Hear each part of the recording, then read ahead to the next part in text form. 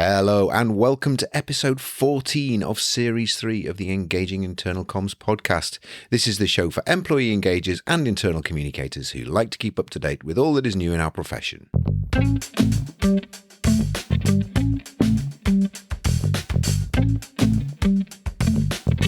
My name's Craig Smith from The Big Picture People. We've got a lot to get through in this episode, and I'll explain why in a moment. But just before I tell you what's coming up in today's show, just looking forward to what we've got coming up next. In the next episode, episode 15, which is going out on the 2nd of August, I've got an interview with Stephanie Briggs from Avanti, and Stephanie's going to be telling us all about the importance of communications and engagement during mergers and acquisitions, which is an experience that Stephanie's been through recently. And then after that, episode 16, which is going out on the 16th of August, is going to be an interview with Alex Graves from Silicon Reef, and Alex is going to be telling us all about the importance of digital well-being. Highly relevant at the moment, and looking at how we can maintain well-being in our newly hybrid digital world.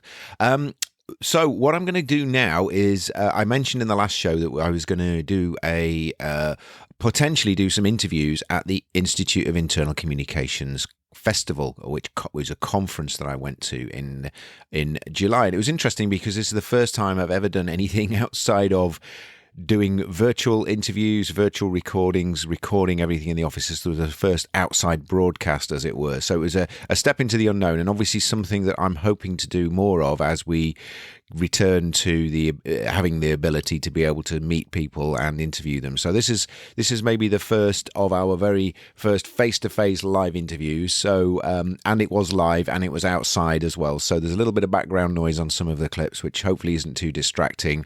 But as I said, this is hopefully the shape of things to come in the future.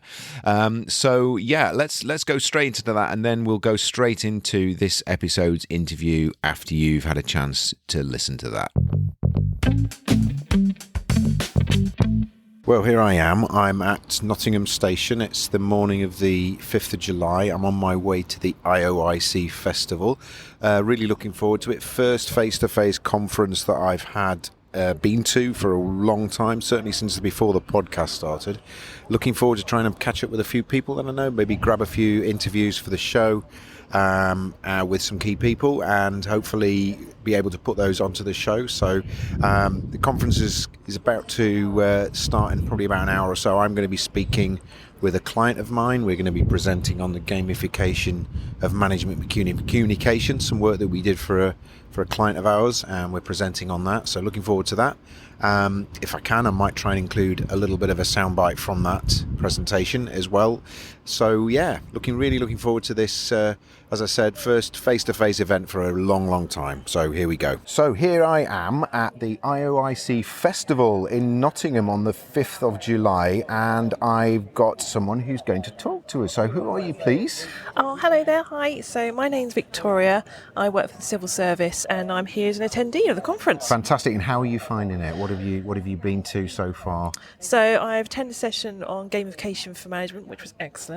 That was thank you very much. So yeah. No, that was brilliant. And also I attended a session about change transformation, how we communicate that across the business. Oh, brilliant. Really fantastic lessons learned so far, and just broadening your mindset really, and trying to think about what's next in communications, how you can proceed, and picking up all these valuable tips. Excellent. And what are you working on at the moment back at the ranch? What are some of the big priorities you've got on at the moment you can talk about anyway?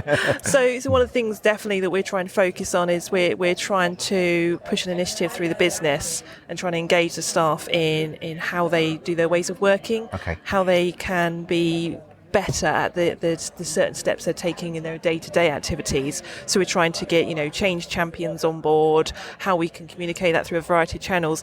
And it's getting there, but sometimes it's shifting that culture change, and that can be really hard. It's why I was so interested in the gamification, because I think things like that, bringing that into the business would be fabulous to really bring people on board. Excellent. And so are you here tomorrow as well? You're here for the rest of the day tomorrow? Brilliant. Yep, here tomorrow as well, so we'll be here bright and early. Excellent. And anything tomorrow that you've got or this afternoon that you're going to be looking forward to? I think it's either tomorrow or this afternoon, I can't remember. There is one about video, and they're talking about, I think, the difference between Bridgerton to Peaky Blinders and about how people are on board with video. And I have to say, I've designed some animations in the past myself. I also created a podcast at work, so I'm very interested in the media side of things. So that's definitely my bag. Oh, right. So you're comfortable. So your work-based podcast, that's just an internal podcast, yeah? Yes, internal podcast that I helped set up with the team initially, and that's just doing stories around the business about how people have come into their roles, maybe things they want to share across the business, campaigns, etc. Yeah, excellent.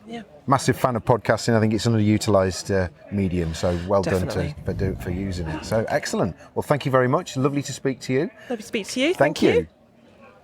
So I am here at the IOIC Festival Conference in Nottingham with a friend of the show, a previous interview, Mr. Nick Daggett. How are you doing, Nick? Afternoon, Craig. Doing very well, thank you. It's nice to be out here in the sunshine, isn't it? It is extremely sunny. Let's paint a picture of where we are, this sort of beautiful sort of setting, isn't it? Like with those clouds over there, if you could just imagine, you could see the Simpsons coming through yes, as the logo. I've always got the music in my head.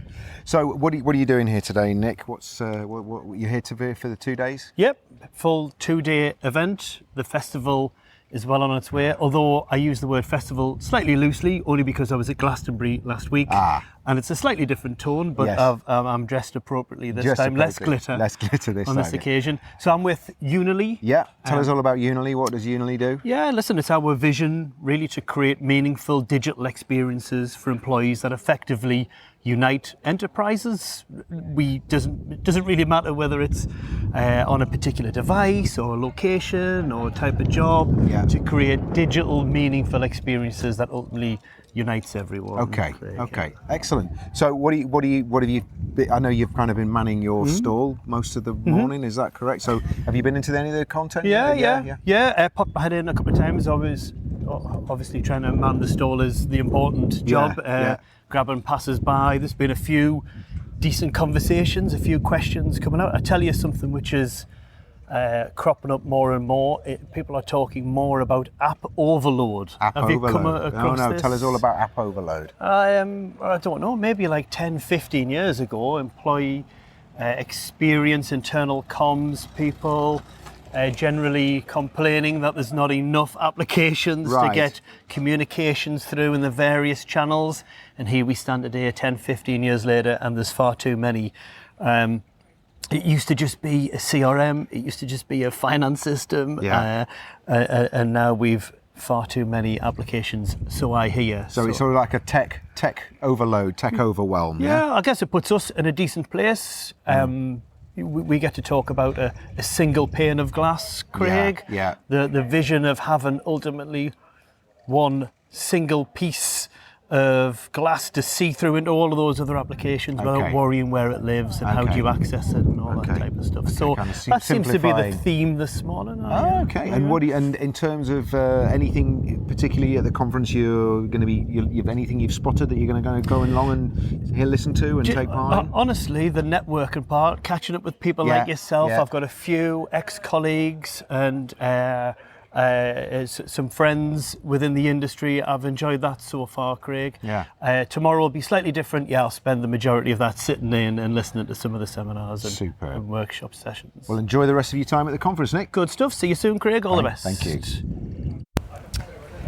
So here I am at the IOIC Festival with Christina Patterson. You're the keynote speaker this afternoon. So hello, Christina. Hello. Hello. So what are you going to be talking about later on? I'm going to be talking about how to hit a heart. How to hit a heart. I like the sound of that. So it probably says what it does on the tin. But yes. Yeah. I mean, I wish there was a formula, and of course there isn't. But I will be sharing some of the lessons I've learned over the years about what makes for communication that moves people, and just a few kind of tips from what I've learned over the years. Yes, and your book, tell us a little bit about your book, because you just published that in February, I believe. I did, yes. Well, it's a family memoir, and if we're talking about hitting hearts, there's quite a lot of kind of emotional stuff in it. It's partly about my sister's mental illness, and also the fact that I'm now the last one left in my family because both my siblings and my parents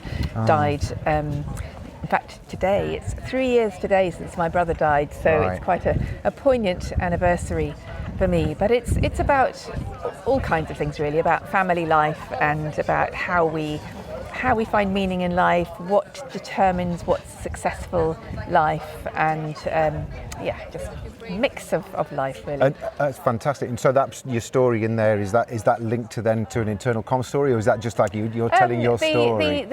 Not really, except in the broad sense that I kind of think everything is about the stories we tell ourselves and the stories we tell each other. Yeah. And all communication is really about telling stories. Yes. So I suppose only in the broadest sense. Yeah. But it's almost a demonstration that it works. And our first keynote this morning was very much about. He told his personal story before he told what he was going to tell. I think it's a fantastic, and it's, as you say, it's an essential part of communication. I think it is an essential part of community, and I think communication. And I think, unfortunately, if you can't hit hearts, there is literally no point, because that's what moves us, that's what motivates us. Absolutely. And so, Absolutely. And I know you've only just literally arrived, but is this your first conference back since, or have you had any other conferences that you've been to? I've been to lots of literary festivals since my book came out, but it's my first sort of corporate conference since COVID actually. So I've completely forgotten. I'm now feeling really nervous because I can't remember what it's like to talk to a corporate audience. Fine. Having done it this morning, it's fine. It all comes back. It all comes flooding back, and everybody's lovely, and everybody's very, very wants you to be the best you can be. So don't worry. No, and I think and I think the other thing as well is I've heard a lot of people saying, "You've got legs." Yeah, I know. Exactly. I only know you from your head and shoulders. I literally met a client who I did a big project with, and we'd never met physically. It was just like, oh my goodness, it was so emotional. But no, it's so wonderful. Well, look, I hope everything goes well. I'm sure it'll be absolutely fantastic speech and talk. And unfortunately, I can't be here for it. But I'm really, I've got to get away. I've got to get back to Newcastle. But you're from Newcastle? I live in Newcastle. I've got lots of family. Oh, wonderful, Newcastle, wonderful. Yeah. Well, anyway, good luck, and thank you very much for your time. Really appreciate it. Thank you. Thank you. So here I am back at Nottingham Station on my way back to Newcastle, back home to the office. After a really, really good conference, I managed to grab 3 interviews with people which you've already listened to. Like to have got a few more people on the microphone, but everybody was really busy. There wasn't a lot of time between the sessions, so people were rushing to get to them. Lots of really good content, so it was difficult to pin people down, but anyway, I did manage to speak to the 3 people who you've listened to. I guess my overall takeout from the conference, it was brilliant, really, really good content, really great to present to the audience. Again, being back in front of a live audience again, I think the overwhelming feeling was, wow, it's great to be back together. It's great to be able to see people. I met people who I'd only ever met online. So amazing to see they had torsos, legs, arms, etc., not just heads and shoulders. So lovely to meet them. And I think the overwhelming feeling was just a great way to connect. Great to be back together again. I'd love to have been there for tomorrow for the second day, but I've got to get back for some commitments to clients. But really great. If you get a chance to go to a face-to-face conference, and it's safe to do so, I definitely recommend it. It's really great. And I think the other thing was that what I picked up was that there's really an overwhelming desire to get people back together as well, to communicate with them back in our places of work as well. That we've digital and digital Zoom, Microsoft Teams have all been great to get us through that, and they're still going to be great tools that we're able to use. But I think the sense of connection and human contact and being able to see each other across a table or in a meeting room is really important, and that was one of the recurring themes in all of the presentations and sessions that I was in, that I think is a sort of a real big takeout for me from the conference, which is brilliant. So I hope you've enjoyed that little short extract of what I experienced at the IOIC festival on the 5th of July. Internal communicators have never had more tools at their disposal and more ways of communicating with their audiences. And over the course of time since the pandemic, it's been the case that internal communicators have feeling somewhat overwhelmed with the amount of expectations that have been put upon them, but also opportunities that they feel as though they want to take grasp of as well. So what I wanted to do was to try and find a way to simplify some of the challenges and opportunities that internal communicators are facing and speak to someone who could help us to do that. So I reached out to someone who's recently written a great book, which is called Better Internal Communication, and help to use their expertise and knowledge and skills to be able to help simplify and crystallize what are some of the things that we need to be doing as internal communicators. So what we're going to be looking at in today's episode is what are the fundamentals of great internal communications, and we've broken this down, or our guest today has broken this down into what are the ABCDE of internal communications, and we're going to work through those together with our guest, and she's going to explain what we can be doing. And just to headline those, the A is audience, the B is behaviours, the C is content, D is delivery, and E is evaluation. And I think it's a really nice compact model which helps us to really think about our campaigns, about our work, and to behind all of those is a much more detailed set of thinking and ideas, but it's a nice framework to hang that off. And obviously we'll be looking at also what are some of the other areas that we can be working on as internal communicators that are linked to the ABCDE that we're going to be exploring in this short interview. So I hope you find this a helpful interview. I found it a great conversation with a really compelling guest who is truly an expert in this field. My guest today is Lesley Allman. Lesley is an internal communications and employee engagement specialist providing strategic and practical support for specialist projects and to support business as usual projects too. Lesley is also the author of Amazon bestseller Better Internal Communication, and that's what we're going to be talking about today. Hello, Lesley. How are you? Hi, I'm good, thank you. Fantastic. And just for the listeners, whereabouts are you, please, in the world at the moment? Well, I started life in the Northeast, actually, close to where you are. But then I went off to university in the Midlands and I've stayed there ever since. So I'm basically close to Nottingham. You're in, and we've got sort of those parallel lives in that respect, because I was born and bred in Nottingham and then came to university in the Northeast. So we've kind of got that to us. Yes, we have got sort of reciprocal life stories, and I'm sure different in many other ways, but in that aspect, very similar. So you've started telling us a little bit about yourself there, and tell us a little bit about your career and the work that you're doing in the moment, and how you've ended up doing what you're doing now. Yeah. Well, it's a long one, but I started off when I graduated. I started off in PR. Actually, my first job was in a PR agency, and I absolutely loved it. I thought I was a PR person through and through. Okay. And I got an in-house role in a brewery, which was absolute dream job. Be PR manager for a brewery. So I was launching exciting products and schmoozing journalists and influencing politicians and all that sort of thing. And I thought, this is the job for me. I was even on the 9 o'clock news with Moira Stewart launching Britain's first Alco Pop, which for those of you who were around at the time might remember had a bit of a backlash. But, exciting times in PR. And I thought that was it for me. But I realised quite soon that to move up the career ladder in comms, you really had to have some internal communication experience. So I thought I'll go and do a internal comms job just to sort of tick the box, and then I'll move back into the exciting world of external comms. So I moved sideways in my brewing company, and I loved it. I was hooked. I was quite surprised, really, because I genuinely thought that external comms was for me. But internal comms, it was sort of like, if external comms is lots of dates where you get to know people a little bit and then move on, then internal comms was more like a marriage, really. So you have proper long-term relationships with your audience and with your stakeholders. And I really loved that. So it's much more of a relationship thing than just a sort of broadcasty tell type thing. So yeah. So I was hooked on internal comms, and I stayed. Although having said that, the idea of moving into internal comms was so that I could move up the career ladder, and it worked, because I ended up being director of communication in the brewing company, doing both internal and external comms. And then I moved on to Britain's biggest food company, where I was director of comms. So had lots of really lovely times in the food and drink industry.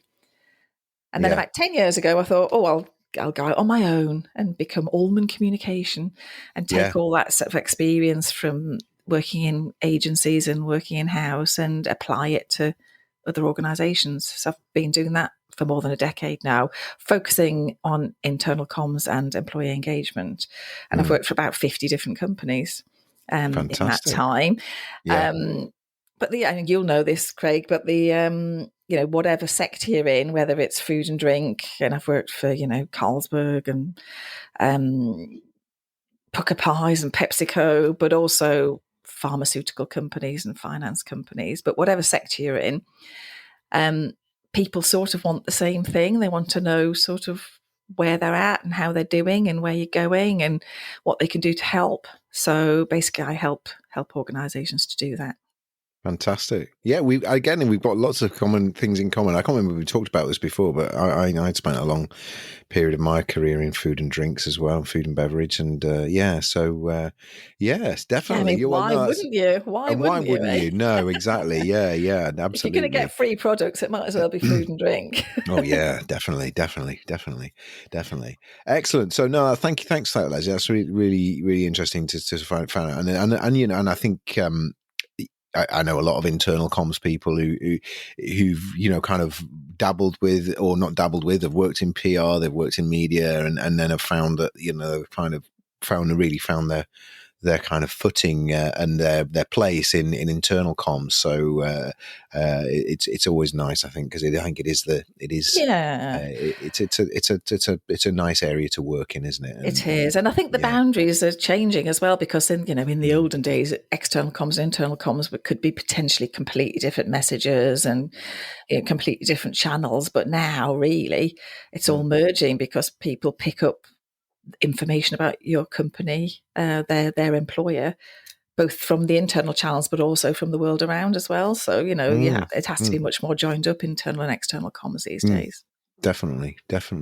So when we spoke originally, and this kind of leads on quite nicely, I think, from that, when we spoke originally, we talked about the fact that internal comms is moving more away from that kind of content creation to more of this facilitative curating conversations and dialogue and allied to becoming trusted advisors. And I think when we spoke, we kind of had a kind of a connection on that we both thought that was the case and the right way to go. What's your take on that, Lesley? Yeah, I mean, absolutely. I've been doing internal comms now, as I said, for basically more than 20 years, and I'm pleased to say it's moved. In the early days, it was the post box of the organisation, so somebody would come to you at the end of some sort of project or initiative and say, "Can you comms that out, please?" One of my least favourite terms in the world, but and then you'd be expected to sort of craft something and ping it out through your comms channels, whatever they were, very one way, very top down, and it's moved on since then. Substantially, so it's much more strategic, thought of as something much more valuable, I think, now. I mean, there are still obviously organisations who don't get it and still think it's just about telling people stuff, but when you find an organisation that understands the value, then they'll realise that it's much more about adding value, helping the organisation to deliver its strategy, basically. So I mean, there's still a big role for internal communicators to create content, and we're actually really good at it. That's what we're sort of, what we've grown up doing, I guess. So, we're crafting perfectly written or spoken words to convey information or ideas or instructions effectively, and we're great at that. But certainly in the last 5 or 6 years, I would say, as the sort of social channels have infiltrated our lives within work and outside of work much more, then people expect to hear a lot more voices. So they don't just expect to hear from their boss on the sort of top-down front, but they expect to hear from their colleagues and other people, around the organisation. So the more you can allow and indeed encourage your colleagues to tell their stories and contribute their own content and fuel the conversation, then the more rich your comms is going to be, really. So if there's any natural storytellers in the organisation, then, embrace them with two arms and get them to start telling their story and encouraging other people to do the same. Yeah. But also there's a benefit to that, because obviously involving people in creating the content themselves makes them feel more connected to it and much more sort of likely, therefore, to understand it and act upon it. And it's much more authentic. Yeah, I agree. I think it's a case that I think we've kind of democratized communication to a large extent. That and whether that's in society or within organizations, a lot more people can be broadcasting information and knowledge to their colleagues, and I think therefore that changes the role of the internal communications team to be able to sort of curate and organize that and also moderate it to a certain extent and not have, like you say, have to be the only source of content. It becomes more than how do we facilitate those sort of conversations, whether it's through digital channels or through face-to-face as well. So I think it's absolutely much more of a moderation role. And so our job, instead of creating the contents, really to make sure it aligns to the strategy and the goals and the values of the organisation. And also I think we're a bit like air traffic controllers as well. So it's no point in just sort of, creating chaos, opening the doors for everyone to chat about everything all the time. Yeah. You need to sort of have this curation role, this air traffic control role. So, have some protocols, do a bit of policing, and it's not always pleasant if you're the person saying, no, you can't do that. But you need some parameters and you need some consistency to make sure that the content is appropriate and that channels are being used effectively. Definitely. So I want to move on to the book now, which kind of, again, is a natural thing, kind of flow on from what we've just been talking about there. And we're going to talk about one of the models that you've got in the book, which is the ABCDE of internal communications. And that's kind of what we're the theme for the interview. Just before we do that, though, Lesley, tell us a little bit about where the book came from, how did the idea start, and what, a little bit maybe about the process of getting from the idea to now a published book. Yeah, well, I've got COVID to thank for it, really. So 2020, because I work a lot in the hospitality industry, obviously was a bit quiet. So for the first time, I had the luxury, I guess, of having time to think and time to take stock and time to jump on all these amazing webinars and podcasts that were going on and hear about what was going on in the world of internal comms. And it made me think, actually, I know quite a lot about this. I've had quite a lot of experience in it. And maybe it would be a nice thing to do to sort of gather all those thoughts together and write them down. Because as we've just been talking about, we communicators, we like writing and we're quite good at it. So I started to think about putting together a book. And I've used this model, which we'll come on to, the ABCDE, quite a lot over the years and sort of developed it and refined it. So I thought that could be the basis of a book. So I talked to lots of people I knew who'd written books and published books and, figured out the best way to do it. Found a publisher. And then at the end of the day, you just have to basically sit down and write it. So, 44,000 words, it's like two dissertations, basically. So you just sort of figure out a framework, and a bit like your day job, you just sit down and bash out stuff, research stuff, write stuff, and then you send off your manuscript with your fingers crossed and hope they don't say, oh my God, what were we thinking? Which they didn't, luckily. So from start to finish, from sort of the first day of writing, which was February the 1st, 2021, which ironically was, typically was the same day I got a really big new piece of work to do. So I was thinking I was doing this because I was quiet, and actually I ended up being really busy. But as they say, if you want something doing, give it to a busy person. So I was able to write the book and started writing it on February the 1st, and it was published and available on Amazon by the end of September. So it was quite a quick process. Which I like, because you don't want to hang around for ages. Once you've had an idea, you just want to make it happen, don't you? Absolutely. Well done. That's fantastic. Thank you. And it's a huge undertaking. I've written books, but only very short books because my level of concentration and attention to long-term commitments like that, especially when it's something I'm just doing.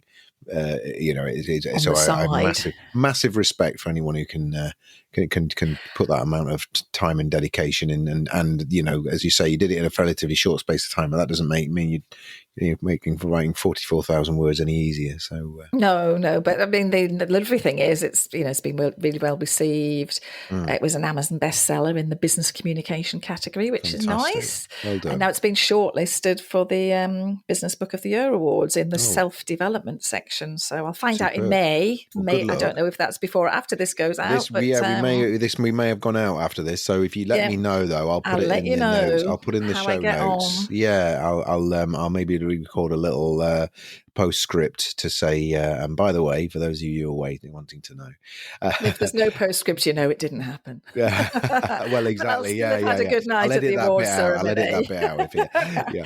Thank you. No problem. No. So I guess I guess it says what it does on the tin. Better internal communication. The premise of the book is about better internal communication. Is it a textbook, a handbook, a self-help book? How would you describe it as a book?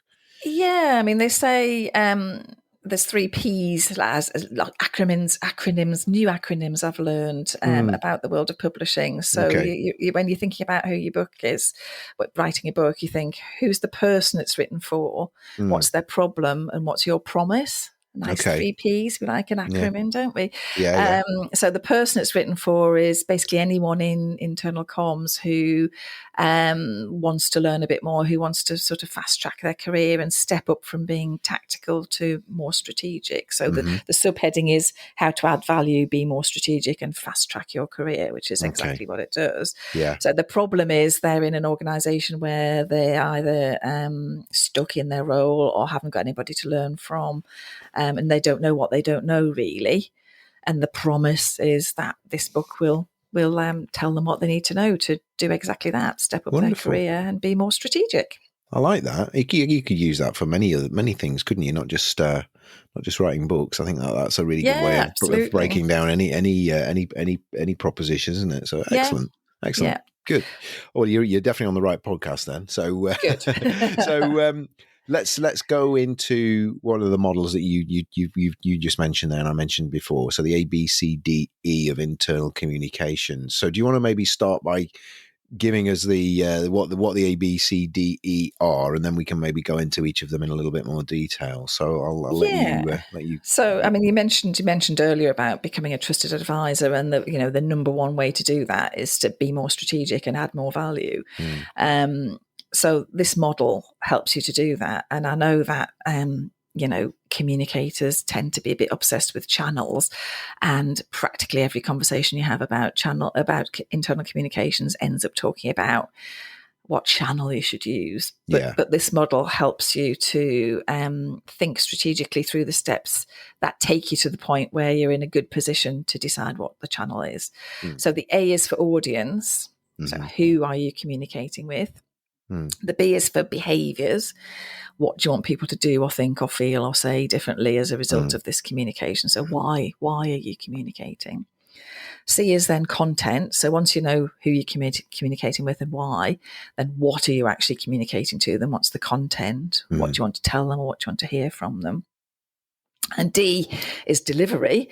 This is the bit that only then, do you start thinking about, well, what's the best way to deliver this communication, and what's the best way to hear back from these people? And then E is evaluation. So how are you going to measure whether it's succeeded or not? Okay. And if you approach even like a tiny comms project or a gigantic entire strategy using that framework, it's basically going to be being more strategic and less tactical by default. So it's foolproof in that respect. Okay.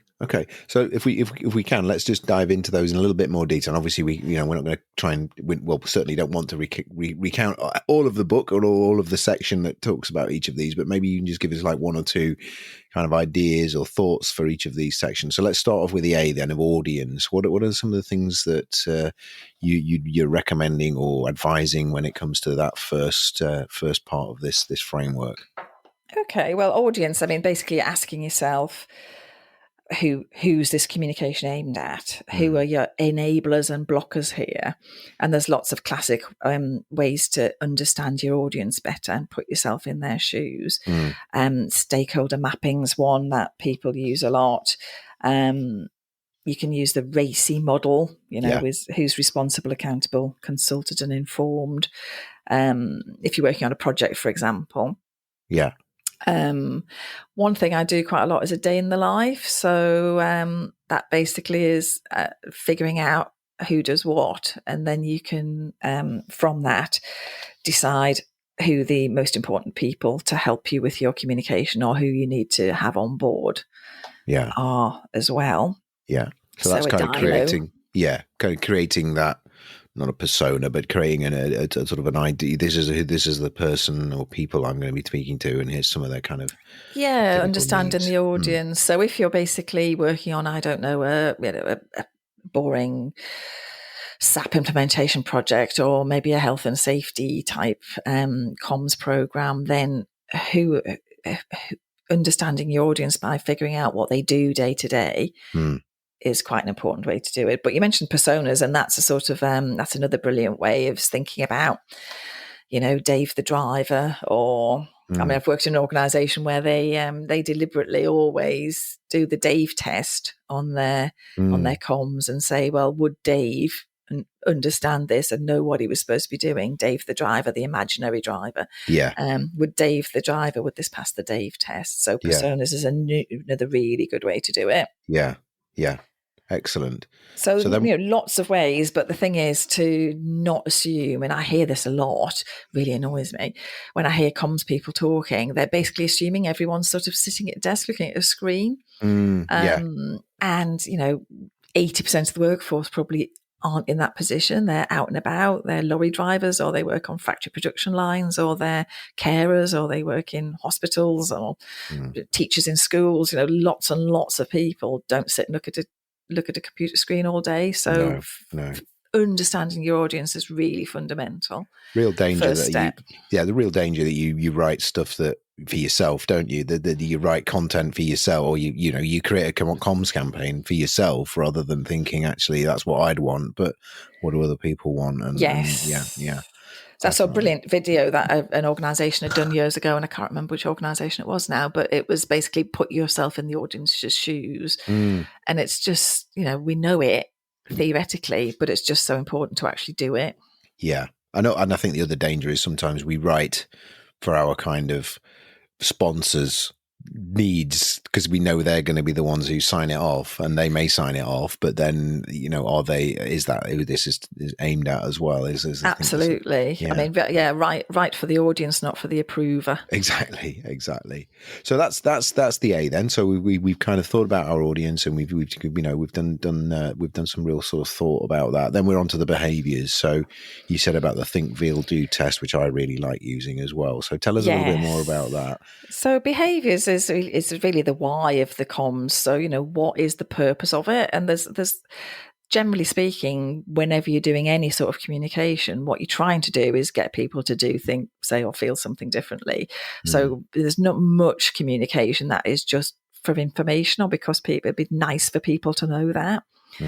So even if you're saying, the canteen is closed on Friday, really simple comms, then what you want them to do is make other arrangements for their lunch. So, that everything basically has some sort of action attached to it. So comms isn't a nice to have. It's something that's going to help you make a difference, make things change. So what you need to figure out early on is what that change actually is. What's the purpose? So it's useful to know a bit of sort of behavioural psychology. Why do people do things? What motivates people to change? Quite often what we're doing is change programs. So understanding a little bit about that. I mean, you don't need a degree in it or anything, but just sort of thinking, well, is it a carrot or a stick type of thing? So do people respond better to saying, if you do this, it'll be marvellous, or if you don't do this, it'll be terrible, or is it a combination of the two?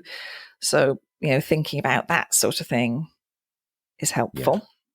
It's amazing to me how when you analyze when you ask that question, the think, feel, do, I use it a lot when I'm working with clients, is to say, okay, because they'll often come to you, we want to have a conference, or we want to have an event, or we want to, launch this new thing. And you'll say, well, you'll ask them the think, feel, do question, and they'll come up with loads of thinks, but very few feel and do's, and it's because they default, like you're saying, it's more seen as a cognitive thing. We just need them to understand this new policy.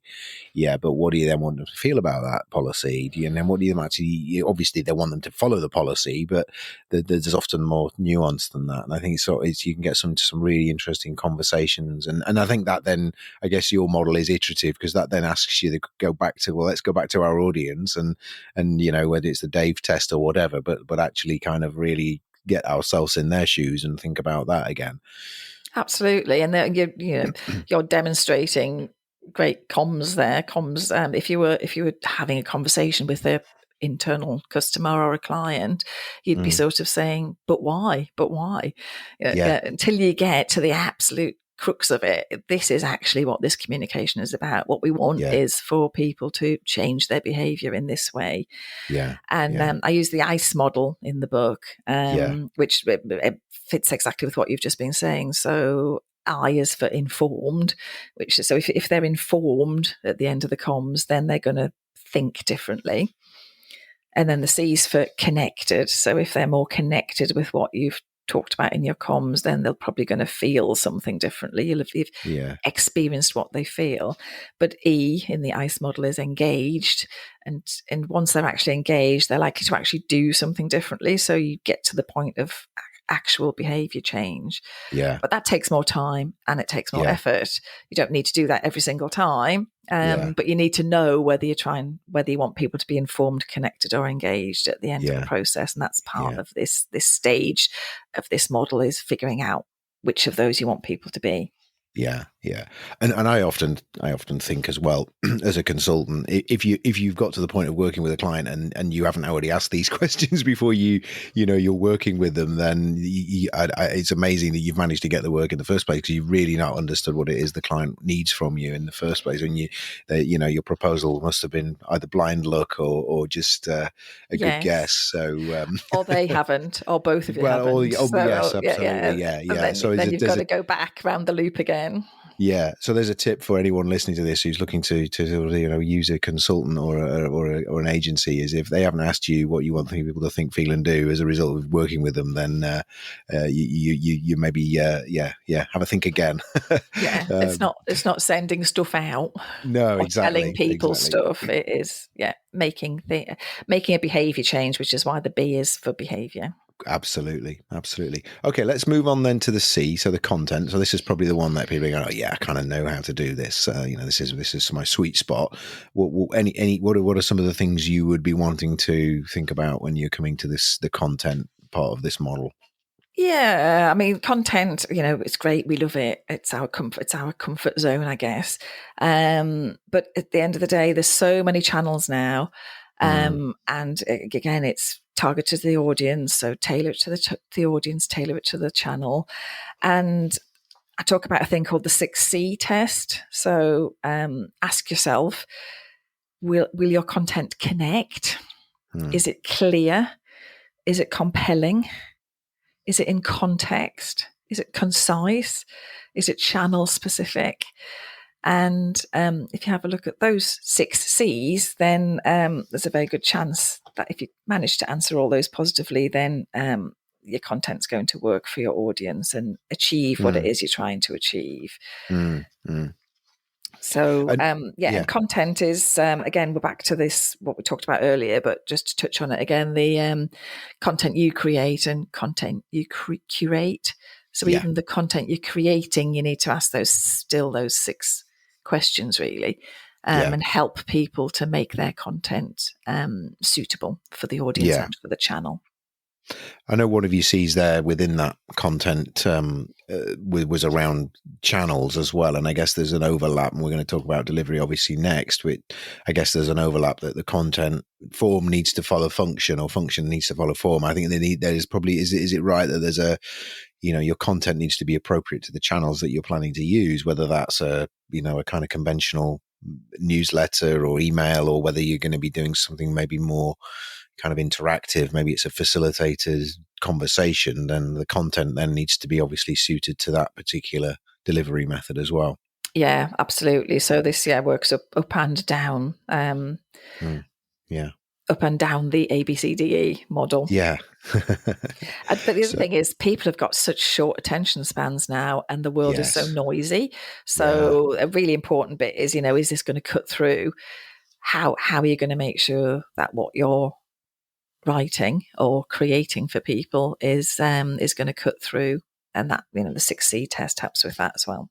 Yeah, no, you're right. It's people do have very short attention spans at the moment, and if we're not addressing that, or finding a way to get their attention, then we're not really doing it properly. So I think there was a report actually, a Microsoft report back in I think it was 2015, and it reckoned that the average human attention span had reduced from 12 seconds to 8 seconds, which was less than a goldfish. So No, I think we're just overwhelmed, aren't we? There's so many things flying at us that there's this kind of going on in this continual sort of sense of guilt that you're missing out on things and not paying attention to things, but you just haven't got the capacity to absorb it. So it is a challenge, I think, not just for comms people, but for organizations in general. So a wealth of information creates a poverty of attention. Absolutely, yeah. Continuous partial attention. I don't know if you ever come across that, which is this sort of, this multitasking, but to the point of actually not concentrating on anything long enough to do it justice, which... yes. I heard somebody speaking from NASA once, and they basically said it's actually impossible to multitask. Your brain can only do one thing at a time. So as you're saying, you're just flitting from one thing to another and not actually achieving anything. What we want from our communication is for the content to cut through and land and make people change their behaviour. So important not just to write beautiful prose, but to make it effective. Yeah, there's a psychological phenomenon. I can't remember what it's called now for the life of me, but it's the, you're probably familiar with the visual test that you can do, where you look at a picture, and if you look at it, it's either an old woman or it's an old man. I can't remember, but anyway, it basically, you can never have those two images held together in your mind at the same time. You're flicking between them almost at milliseconds, but you're never able to see the two things at the same time. You can only ever see one of them, and I think our brain does that. It's like a multiple switches. Only one switch can be on at a time, but there are millions of them, and we sometimes think we're multitasking when we're actually just sort of flicking very quickly. Skimming the surface of we things. Are, Exactly. Yeah. So let's move on to the D then, the delivery. And again, this might be an area where we go, channels, we're fine with that. What did you say in the book then about delivery? And I guess I think you said this is the sort of the channel bit, and it sounds like it is. But yes, what else? It is. It is the channel bit. So I mean, basically, we're so well off these days for channels. We literally have never had so many channels. So a part of the communicator's role is to sort of figure out what to squirt through which channels, I guess. And I guess when we think of channels, and certainly a large proportion of talking about channels is talking about electronic or social media type channels. But actually, still the best and most important channel of communication is the line manager or the leader. Yeah. So I talk quite a lot about building the capability, and part of the internal communicator's role is to help build the capability and the confidence of line managers and leaders, so that they can deliver these messages for you effectively. Because quite often it'll say, we'll get the line managers to comms this out, and then it'll say, if you've got any questions, ask your line manager.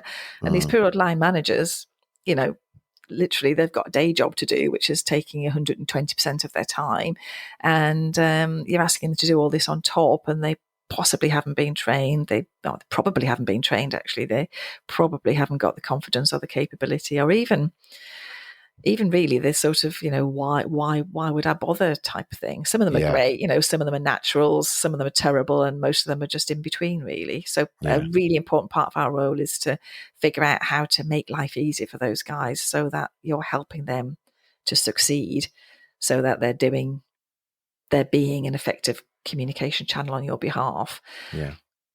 And obviously, particularly now with hybrid working and all of that sort of thing, you can't always be face-to-face with your line manager or your leader, but enabling them to connect with their teams is really important communication channel. Yeah, so I talk quite a lot about that.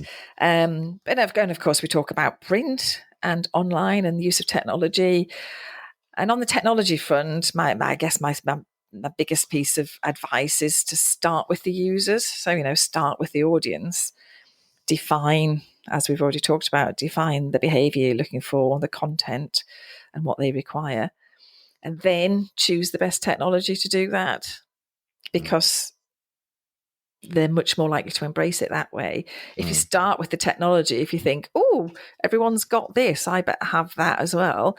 Let's buy this bit of kit and install it and then roll it out, then you've got a massive uphill battle sort of selling it in. And people say, oh, we've had Yammer, I've got Yammer, but nobody ever uses it. And you think, well, what was the purpose of it? Why did you put it in the first place? What were you trying to achieve? Was it something people actually wanted or needed? So start from the user, not from the technology. I've heard lots of stories particularly over the time of the pandemic, because it's seen this kind of proliferation of many of these different tools, or tools that organizations were thinking about and would never have really taken the plunge on, but they've had to, really, because of the way they were working. I'd heard a lot of people talking about find what's already working and then get people to use that. So rather than giving them a new channel, like whether, and I'm again just using Yammer as an example, it's not in any way criticizing it or no, it's horses for courses, completely. Of course. And I know I've even had people who said we used Instagram because everybody was using Instagram. Okay, there was worries about, kind of it getting outside of the company and all of that sort of governance thing. Type stuff. Well, but they found, it's what people use, and therefore why would we then bring in a new platform which they're not familiar with, and that they have to then have another app on their phone? And if we can do it in a way that's secure, and similarly, I've heard people say, why bother with Workplace when everybody uses Facebook? So let's just set a private Facebook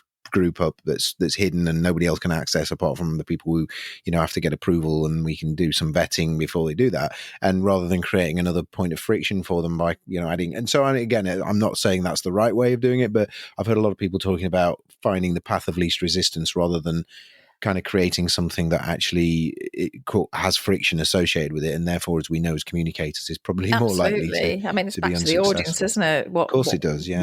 What's going to work for your audience? If you've got sun reading lorry drivers, sweeping generalisation, then you're not going to send them Financial Times type content or channels, are you? So no, absolutely. Let's get on to the final letter then. So the E and the evaluation, again, an area that people may be nodding, oh, yeah, we do evaluation. It's kind of, we know that measurement is really important and we need to be able to justify the return on investment. But what did you say about evaluation in the book? Well, I think if you use this model, the ABCDE, then evaluation becomes really easy, because in the B stage, behaviour, you've actually completely defined what it is you're trying to achieve. So all you have to measure is whether you did that or not. So if, for example, going back to the health and safety example, if you want people to fill in more near miss forms in order to, learn lessons and not duplicate mistakes, then the measure is how many of those forms were filled in. It's not how many people clicked on your story or how many people liked your story or So it's if you've got B right in this model, if you've defined the behaviours, what it is you're trying to achieve, then all you have to do is go back to that and see whether you achieved it or not. So it's really important to get both of those right, really. Yeah. And of course, it's the importance of evaluation is back to adding value and being a trusted advisor and having a seat at the table and all of that. Sure. If you can prove that what you're doing is making a difference to the business, leaders don't care how many hits things had. Leaders care whether they made a difference on the stuff that they need to happen to deliver their strategy. So it has to always come back to the business, basically. It's interesting because my background before, I worked out was L&D. I kind of worked through first originally in operations and into learning and development. And learning and development always has that challenge of how do we evaluate, and you're probably familiar with the hierarchy of different ways of evaluating. You can get people to fill a happy sheet in and say they thought it was a great session and they really enjoyed it and they learned a lot, all the way through to sort of observable behavior change and then fundamentally business improvement. And I think it's always difficult with L&D interventions to be able to say everything that the business improvement definitely resulted from that training. And then I think it's the same with communication, is that there are so many other things that contributed to whether that was a successful or a failure at an organization. So if you're using your say health and safety analogy, we could have done some really great comms around health and safety, but that year we had 3 more accidents than we did the year before. So was that a failure, or was that, would we have had 10 more had we not done that intervention? What are your thoughts on that, being able to prove that line of sight? Because often what we're doing is quite intangible, and cause and effect is not always as clear. What are your thoughts on that, Lesley? Yeah, you're right. We obviously haven't got control over everything. So, you could, if you've got to be really careful what measures you put in place, and that they are actually measuring things that are impacted by comms. So if your measure is more near miss forms, let's get people to fill in more near miss forms. That's directly influenced by the comms. The outcome in terms of how many accidents there were isn't directly influenced by comms, because all sorts of things could happen that are completely outside of comms control. So you've got to just be really careful what the absolute measure is, and make sure it's something that you can isolate to comms. Yeah. We often it's like bottom line. You don't want to say, you could do a fabulous comms campaign in 2020, but the business could have been closed down for 6 months because of COVID. So, measuring the bottom line isn't a great measure of comms. Measuring people's behaviour change is the best way to do it. Absolutely. And I think that comes back to what you were saying earlier around, the line manager role of the line manager. It's some of this is very subtle, observational. It's like, I went into that team and I could see it was a completely different dynamic in that team than it was in another team. And so and that's a difficult thing to quantify, and some people feel uncomfortable with that, but I think it's equally legitimate. It's just, it requires a more, different skill set to be able to do that, doesn't it? And to be objective in something that is inherently subjective as well. So it's always an interesting challenge. Yeah, and all measures don't have to be objective; they can be subjective as well, because you can give a narrative that explains a change and people can see it without being backed up by data. But the boardroom do like numbers. That's their language. So speak to them in their language. Again, it goes back to your audience. Starting again. Or applying it to managing your stakeholders as well. So that's fantastic. Really, really. No, I like models where there's it's easy to understand and remember because ABCDE is, but also they're not that the letters are just sort of like, well, I've got to think of something that starts with D. I think all of yours actually, actually say what they do and they're relevant and it's a natural flow. So I think you've done, not only have you done great in creating a really good model there, but the substance behind that as well, I think is fantastic. Thank you. Yeah, I know, I'm sure the ABCDE is a key part of the book, but not the only part of the book. Any other tips or models or frameworks that are particular favourites of yours that we've not talked about in the ABCDE model that you just want to kind of just maybe quickly share with us before we wrap up and summarise? Well, the whole of the last section of the book is really about fast tracking your career and thinking about sort of how to get on. So it's less about delivering the comms, but actually behaving and being seen to behave in a way that impresses leaders and helps you climb up the ladder, I guess. So, we're in a sort of really rare position as communicators that we don't just influence our own fulfillment at work, but we actually help tens, hundreds, even thousands of people to basically achieve more and be happier and have more effective working lives by what we do. So, it's quite inspiring stuff. But the best way to do that, and this is my final chapter, is be you. So, be yourself. And there's advice on how to figure that out, really, because if you've been in the corporate world for many years, you might have lost sight of actually who you are. So, figure out what your values are, figure out what gets you out of bed in the morning. And then once you've done that, find your fit. So are you in the right sort of organization? So have you found your tribe sort of thing? Because, we spend 10, 12 hours a day really at work sort of thing. And it's a lot of waking hours. So we want to be happy and we want to be fulfilled and we want to be making a difference. So if we figure out who we are and then find somewhere where we can work, and if you're in a place where you don't fit, it's pretty soul destroying. Yeah. You can keep turning that handle for as long as you like, but at some point you sort of say, well, actually, would I be better off elsewhere, both from my own well-being point of view, but also so you can, be more effective. Yeah. So my advice really is to be a round peg in a round hole somewhere, and be happy, have some fun. Because people take this also really seriously. That's the other thing when you're listening to people talking about it. Blimey, it's like it's not rocket science or brain surgery. It is it's about communicating with people, and we all do it every day. So let's just have a bit of fun with it.